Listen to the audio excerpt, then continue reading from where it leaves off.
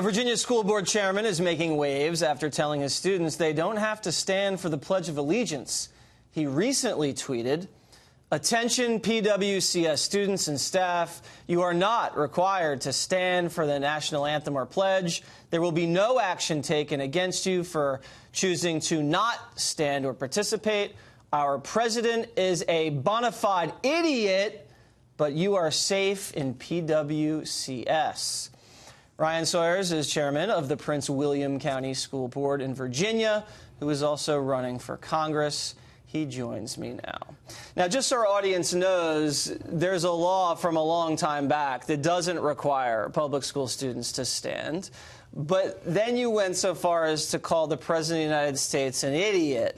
Do you think that that was the right thing to say to young students? I think it's important that the students that have been sitting in our school district for years, long before this became a cultural thing, the Supreme Court ruling that you're talking about goes back to 1943. Right. And, of course, the First Amendment goes back to 1791 when it was written.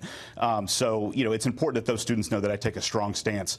If the president's willing to attack an NFL football player for kneeling, then they certainly, these students and these families who have been kneeling for religious reasons or any other reasons they see fit for years are concerned that, you know, someone may attack them for doing the same. And it's important to know that they have someone on their side. Let me go back to what my initial question was. You're telling young students that the President of the United States is an idiot. Do you think that's an appropriate thing for you to say as someone from your position, the head of the school board? I think it's an honest thing to say. Well, it's honest to you. It is. No, that's your personal opinion. Absolutely, and it's my personal Twitter account. And so ultimately, I think anyone that doesn't like the language that I use has to kind of take the same steps that I did when John McCain was called not a war hero. I had to explain to my children that he was. Okay. So if they don't like my language, then they can certainly adjust and explain that to the kids. So would it be okay if any school board president injected their own personal or partisan opinion into the classrooms or the student body? I think it's every citizen's right to speak their mind. I mean, so if your successor came in and said Trump's a genius, we should all make America great again, you wouldn't have a problem with that? I think there's school board members that do that on a regular basis across the country.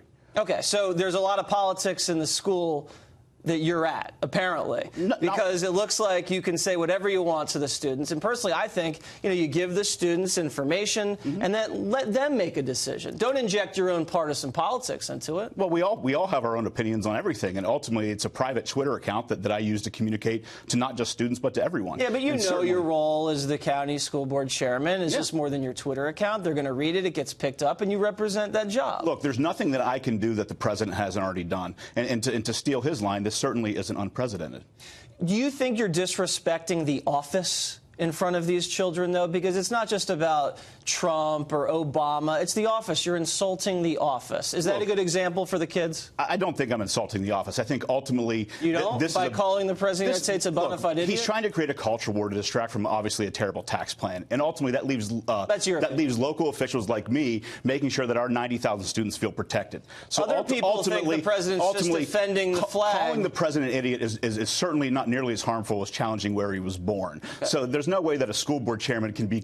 you can't convince me that a school board chairman can bully the President of the United States. I didn't think you were. I'm giving you one last chance. Do you want to apologize for calling the President an idiot? I'll apologize for the typo, but not calling the President an idiot. Absolutely not. All right. There he is. Ryan, thank you very much.